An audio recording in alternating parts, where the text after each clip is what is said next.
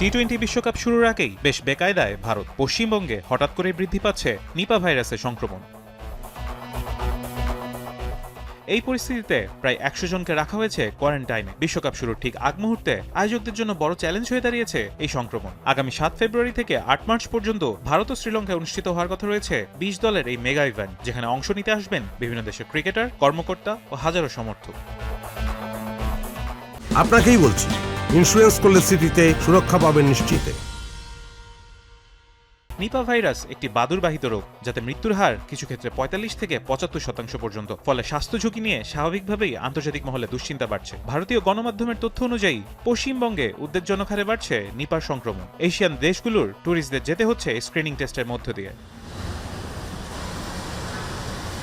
এরই মধ্যে বিশ্বকাপকে ঘিরে তৈরি হয়েছে আরও বিতর্ক।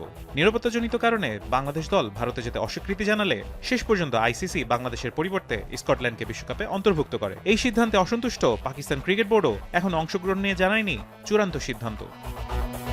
সব মিলিয়ে টি-20 বিশ্বকাপ 2026 আদৌ পরিকল্পনা অনুযায়ী আয়োজন করা যাবে কিনা তা নিয়ে উঠতে শুরু করেছে নানা প্রশ্ন। ফারহান ইহসান, এখন।